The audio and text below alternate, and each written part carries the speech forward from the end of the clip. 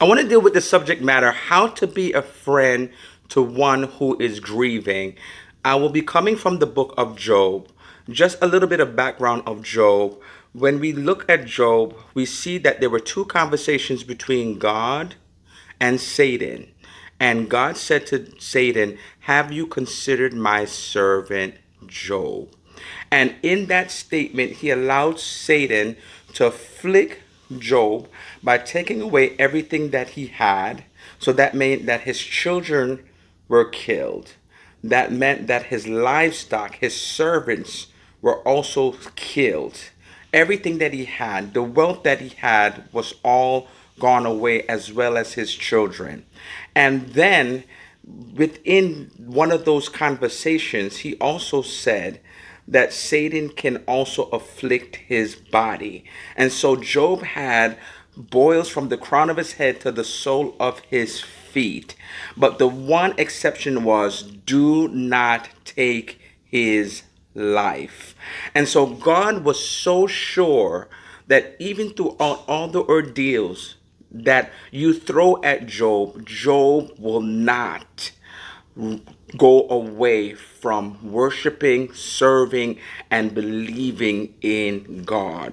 He believed that throughout all the ordeals, that he will not turn his back on God. And so therefore we pick it up now in Job 2. And after all of that, Job's wife said to him, "Why don't you just curse God and die?" So can you imagine? So the woman that you married, the person that you think that you can confide in, lean on, this point she's saying, "Why don't you just curse God and die and just get it all over with?" And so he could not turn to his wife. But here in Job 2, in verses 11 to 13, and I'm reading from the Amplified, his friends came to his assistance. And so I'm reading in the Message Bible, by the way, not the Amplified. So it says in verse 11 to 13, three of Job's friends heard of all the trouble that had fallen on him. Each traveled from his own country and went together to Job to keep him company and comfort him right away. And it says he came to keep him company and comfort him. In this technological age that we live in, individuals may not be able to come to you physically, but there are so many different ways that we can reach out to somebody, a friend that we know that is hurting, whether it's Zoom, FaceTime, WhatsApp, whatever it is. But they decided that they were going to comfort his friend. One of the things that you can do to one that is grieving, if you want to be a friend to one that is grieving, is to comfort them when you know they're going through this time of grieving over a loss. Comfort. Then the word of the Lord went on to say, when they first caught sight of him, they couldn't believe what they saw. They were just so overwhelmed with what they saw. Remember, there was boils all over his body, and so they could not fathom to what they saw, because it was like probably so disfiguring. They know what their friend looks like. And so what they decided to do, the Bible says they hardly recognized him. They cried out in lament, ripped their clothes, dumped dirt on their heads as a sign of grief. So what they were showing is empathy. My God. Oh God, they were showing sympathy. They were showing solidarity. And so when we have an individual that we know is grieving in loss, have you shown them empathy? My God, oh God, can you feel what they feel, huh? Oh God, can you relate, even if you haven't had a loss of your children and livestock, oh God, in there, because you love your friend so much? Can you have the feelings of empathy? Can you sympathize, oh God, with their pain? Can you sympathize with their loss, right? And so therefore, then they decided to come together and do all these things as a showing of solidarity. We are going to grieve as you grieve. My God, that's a friend that can come to you, comfort comfort you, show sympathy, empathy, have solidarity in the time of your loss, when you are at the lowest that you can feel. Then they sat with him on the ground 7 days and nights. They sat there without saying a word. They could see how rotten he felt, how deeply he was suffering.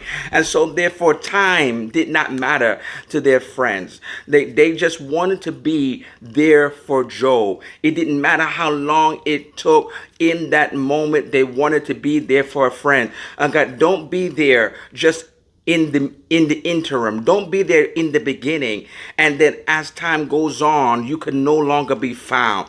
God, there'll be times when people will be there for you when the funeral happens, right? They'll be there for you at the repast. God, but going forward, going beyond the day of the funeral, going beyond over the next course of the week or two, oh God, they cannot be found. So don't abandon your friend. Right?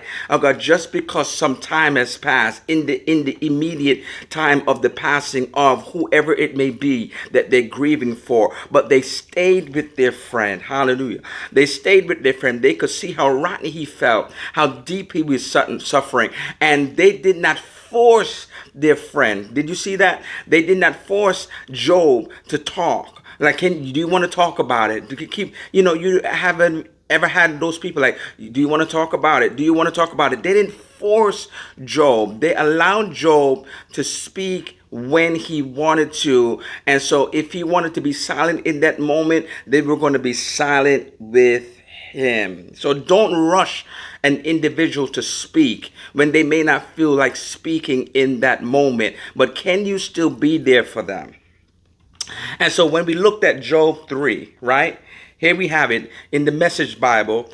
We're looking at verses 1 to 10 very briefly in the Message. Then Job broke the silence. He spoke up and cursed his fate. Job was in a dark place. Job was in a horrible place mentally, not only physically, but his mind. And he said, obliterate the day I was born, blank out the night I was conceived, let it be black hole in space. May God above forget it ever happened, erase it from the books. Take away the day I was born. Erase that day so that I can never come to the place that I'm in right now. May the day of my birth be buried in deep darkness, shrouded by the fog, swallowed by the night. And the night of my conception, the devil take it, rip the date off the calendar. Rip the date off the calendar, delete it from the almanac. Oh, turn that night into pure rotten nothingness. No sounds of pleasure from that night ever. May those who are going at cursing that day unleash the sea beast, Leviathan, on it.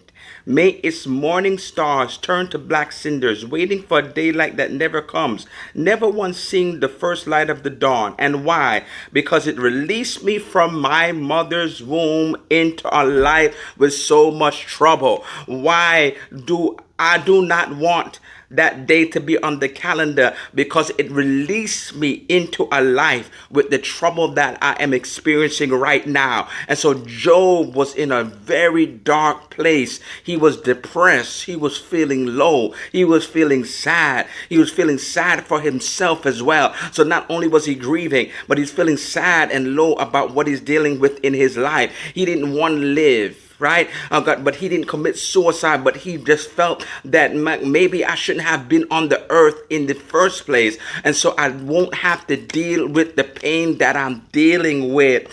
And so therefore in Job 4, after all of that, his friend Eliphaz spoke up. And he said, would you mind if I said something to you? I love it. I love the fact that he said that. Would you mind? I was silent. We were silent for 7 days. You decided finally to speak up, Job. And I don't want to rush you. Maybe you just want me to be here. Maybe you just want me to be still in this moment with you. But if you allow me to, can I say something?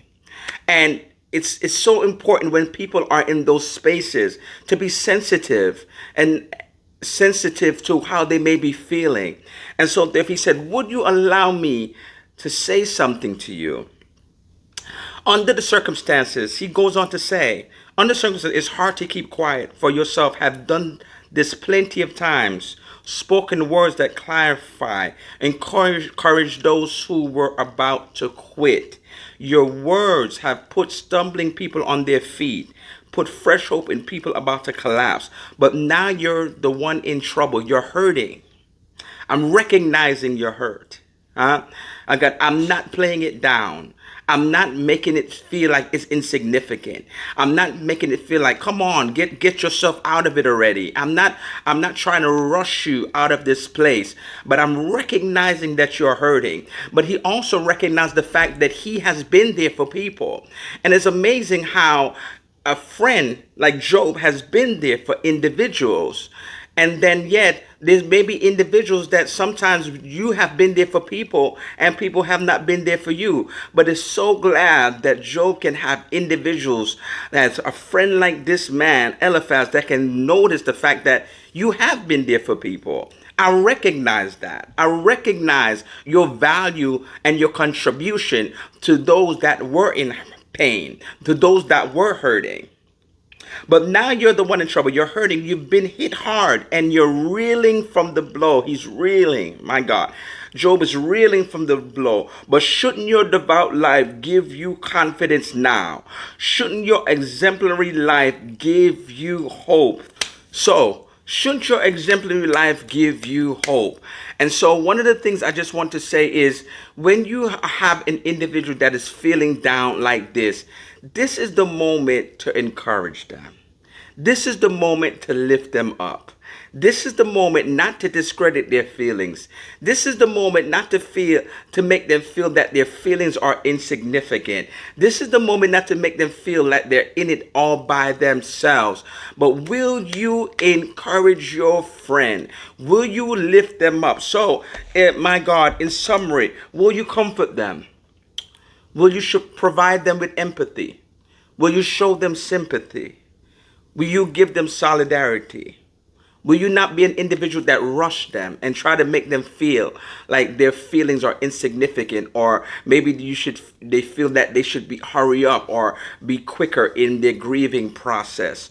Will you stick with them even though, it may be weeks down the road where they may be it's still fresh and they're dealing with the loss of a loved one or many loved ones? And will you encourage them when they're down? My God, oh God, I love that. I just so love the fact that this man Eliphaz recognized that he was there for people. And I believe that if people were there for you in their time of trouble, they should be able to find you and that you be there for them as well. So can you do me a favor, family? If you like this teaching, please subscribe to this channel, like, comment, share this video with others who you feel that will need it as well. Click on the notification bell to be informed of future posts. And until next time, be blessed.